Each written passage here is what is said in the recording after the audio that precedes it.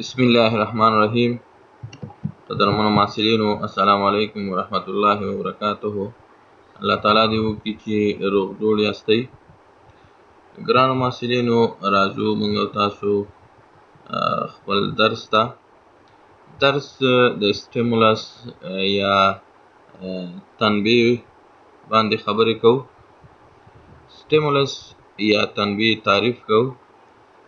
سټیمولس یا تنبیه دا په حقیقت کې یوه خارجي قوه یا حادثه ده، او کله چې په تحریکېدونکي نسج باندې وارده شي، نو په مربوطه نسج کې په مشخص ډول تحریک رامنځته کېږي چې ورته سټیمولیشن یا تنبیه ویل کېږي. یعنې په حقیقت کې سټیمولس یا تنبیه دا یو خارجي قوه ده، حادثه ده چې په یو تحریکېدونکي نسج باندې واردېږي او په هغې نسج کې، په مربوطه نسج کې بیا مربوطه مشخص ډول باندې تحریک یا اکسایټیشن رامنځته کېږي. راځو ټایپس آف سټیمولس ته یا د سټیمولس ډولونو ته. د سټیمولس په ډولونو کې زیات شمېر ډولونه شته چې په دې کې یوې الکتریکل یا برقي تنبیه ده. دا تنبیه په عصبي حجرو یا نیورونونو کې د اکشن پوتنشل د تولید سبب کېږي. دویمه تنبیه چې کوم ده، هغه هارمونل یا هورموني تنبیه ده. د هورموني تنبیهاتو ښه مثال د عصبي عضلې اتصال یا نیرو مسکولر جنکشن په برخه کې د اسټایل کولین د تاثیر څخه عبارت دی، چې دا یو ښه مثال دی، اسټایل کولین. بل چې کوم دی ترمل ریسپټري دي یا حرارتي، بخښنه غواړم، ترمل سټیمولس یا حرارتي تنبیهګانې دي. په پوستکي کې ترمل ریسپټري شته یا د حرارت آخذې موجود دي چې د یخنۍ او ګرمۍ په واسطه تنبیه کېږي. ورپسې میکانیکل سټیمولس. په پوستکي کې د پسینین کارپسلز په نوم ریسپټرونه شتون لري، او همدارنګه په غوږونو کې د اډریټري هیر سیلز موجود دي چې د میخانیکي قوې په واسطه تنبیه کېږي. یعنې په پوستکي کې پسینین کارپسلز په نوم ماخذې، او په غوږ کې چې کوم دی اډریټري هیر سیل موجود دي چې دا د میخانیکي قوې په واسطه سټیمولیټ کېږي یا تنبیه کېږي. الکترومګنیټیک ریډیشن، برقي مقناطیسي تشعشع. د سترګو په رټنا کې د فوټو ریسپټرز موجود دي چې د رڼا په واسطه تنبیه کېږي. راډ او کانز فوټو ریسپټر سیلز چې کوم دي، دا په سترګه کې شته. شپږم کیمیکل سټیمولي. په ژبه کې د ګسټیټري ریسپټرز موجود دي چې د مالګې او هایدروجن آیون په واسطه سټیمولیټ کېږي یا تنبیه کېږي. همدارنګه ازموټیک سټیمولس د وینې د پلازما د ازمولیټي د تغیر له کبله په هایپوتالاموس کې ازمو ریسپټرز تنبیه کېږي. یعنې ازموټیک ریسپټرز په هایپوتالاموس کې دي. که ازمولیټي کمیږي، زیاتیږي، نو ورسره دغه سټیمولیشن واقع کېږي. راځو سب تریشولډ، تریشولډ او سوپرا تریشولډ. اول تریشولډ پیژنو. کله چې یو تنبیه وکولی شي چې په عصبي لیب کې ځواب تولید کړي، د تریشولډ په نوم یادیږي. کله چې یوه تنبیه وکولی شي په نرو فایبر یا عصبي لیب کې ځواب تولید کړي، نو د قدمې یا تریشولډ په نوم یادیږي. راځو سب تریشولډ ته. سب تریشولډ چې کوم دی، سب تریشولډ بیا داسې تعریفو چې یا د قدمې لاندې حالت که د یو تنبیه شدت دومره لږ وي چې په عصبي لیب کې ځواب تولید نه کړای شي د سب تریشولډ یا سب لیمینل تنبیه په نوم یادیږي. ورپسې راځو سوپرا تریشولډ ته. سوپرا تریشولډ بیا داسې تعریفوو چې هغه تنبهات چې د تریشولډ څخه لوړ شدتونه ولري د سوپرا تریشولډ په نوم یادیږي. یعنې مثلا موږ وایو چې کله یو تنبیه په دې وتوانیږي چې د یو ریسټنګ ممبران پوټنشیل د یو عضلي لیب د منفي 15 ملي وولټ په اندازه مثبت خواته راوړي، نو کولی شي دغه تنبیه چې په عضلي لیب کې اکشن پوټنشیل تولید کړي. یعنې منفي 15 تریشولډ، منفي 15 څو شو؟ تریشولډ. یعنې که چېرته منفي 90 نه منفي 15 وی یا مثلا منفي 90 یا منفي 15 د دې اندازې ته د حجرې د داخلي برخې منفي والی راکوز شي نو یا راکم شي، وایو چې دا څه شی ده؟ دا تریشولډ اندازه یې پوره کړې ده. خو که چېرته د منفي 10 په اندازه یې پوره کړي نو بیا وایو چې دا سب تریشولډ ده. او که چېرته د منفي 15 نه ډېر یې راکم کړي، منفي 20 منفي 30 په اندازه یې راکم کړي، بیا وایو چې دا سوپرا تریشولډ ده.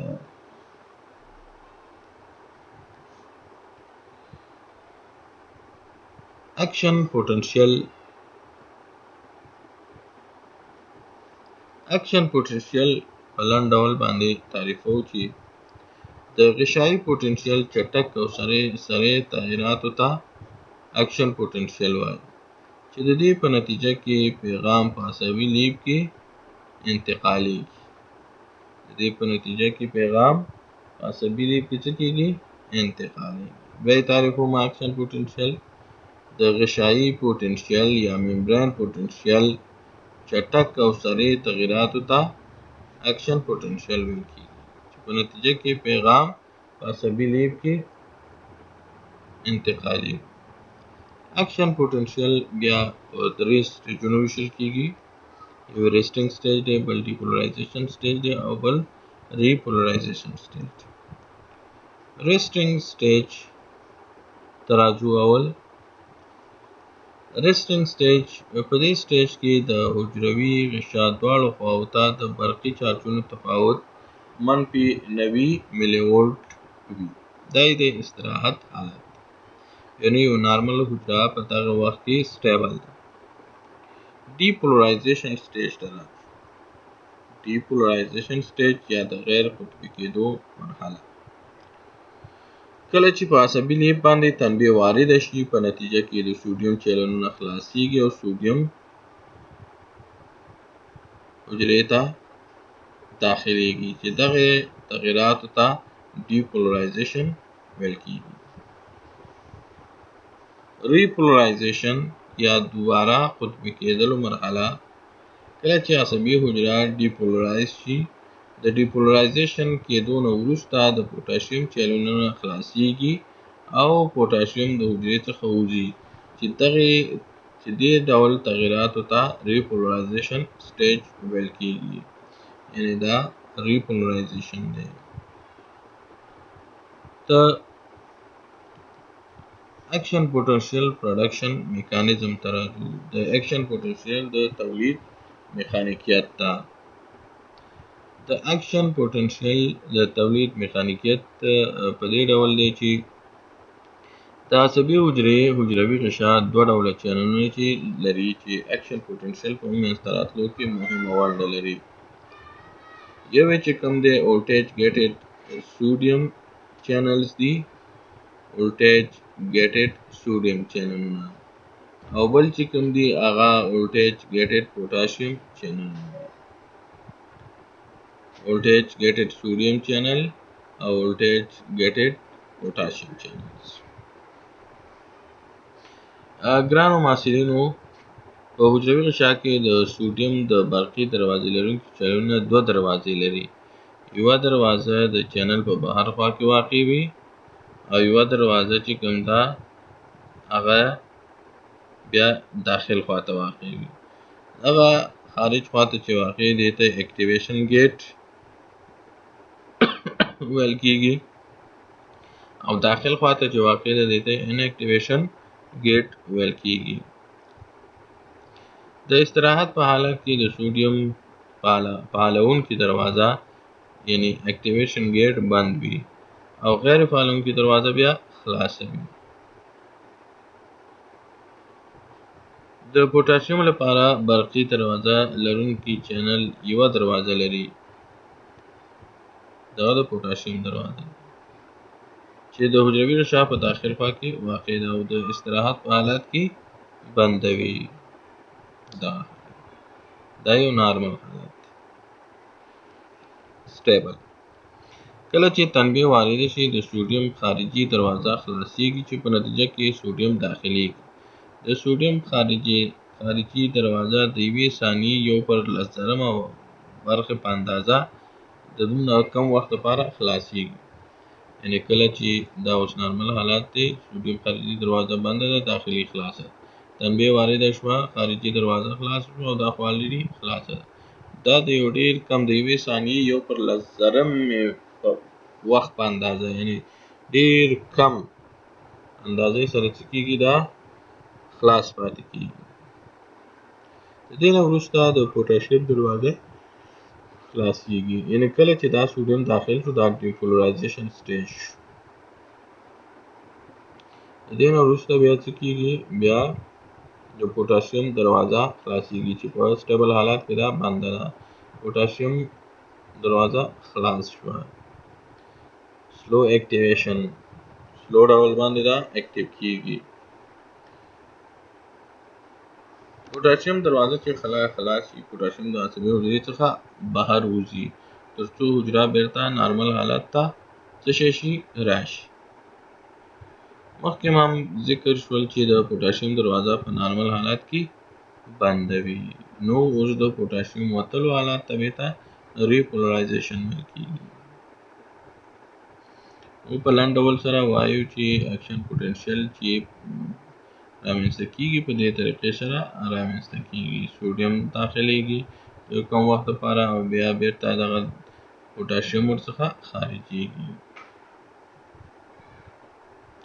تریشولډ مو مخکې تعریف کړو. راځو پازیټیو آفټر پوتنشل. پازیټیو آفټر پوتنشل چې کوم دی کله چې د ریپولرایزیشن په وخت کې یو عصبي حجره د -90 ملي وولټ څخه زیات منفي شي دغه حالت ته پازیټیو آفټر پوتنشل ویل کېږي. پازیټیو آفټر پوتنشل مثلا په دې شکل کې تاسو ګورئ چې تنبیه وارده شوې ده ګراف پورته تللی دی. ګراف به تر دغسې پورې لاړ شي مثلا تر دې پورې لاړ. اوس بیرته چې کله پوتاشیم وځي او سټیبل حالت خو دغه دی تر دې پورې باید راشي ځکه دغه یو ایزوالکټریک لاین دی دغه همغه تر دې حده پورې بیرته راشي. خو دلته تاسو ګورئ چې دغه ګراف چې کوم دی یعنی که چېرته موږ تاسو دغه ساحه دغه خط -90 ملي وولټه فرض کړو یعنی -90 ملي وولټه دلته و سټیمولیشن وشو تنبیه وارده شوه ګراف پورته لاړو. بیرته اوس ریپولرایزیشن چې کېږي نو دا ګراف باید تر دغه وخت پورې راشي ځکه تر دې پورې -90 پوره کېږي چې د -90 نه نور هم منفي والی رامنځته کېږي نو دې ته پازیټیو آفټر پوتنشل ویل کېږي یعنی -100 کېږي -110 کېږي نو دغه حالت ته بیا پازیټیو آفټر پوتنشل ویل کېږي. راځو دلته یو بله اصطلاح موږ تاسو ګورو چې ورشوټ ورته ویل کېږي. ورشوټ په کوچنیو عصبي او عضلي الیافو کې د حجرې داخلي برخې منفي والی د 0 تر نقطې پورې رسیږي. په غټو عصبي او عضلي الیافو کې د حجرې داخلي برخې منفي والی د 0 څخه تر مثبت په لور رسیږي چې دغه حالت ته ورشوټ ویل کېږي. ورشوټ یعنی په دې معنی چې تنبیه دومره قوي وي چې په کوچنیو عصبي الیافو یا عضلي الیافو کې د منفي والی 0 ته راورسیږي او په غټو کې بیا 0 ته نه رارسیږي چې دغه حالت ته بیا ورشوټ ویل کېږي. Propagation of potential, action potential and direction of propagation. د اکشن پوتنشل خپرېدل او د هغې طرف.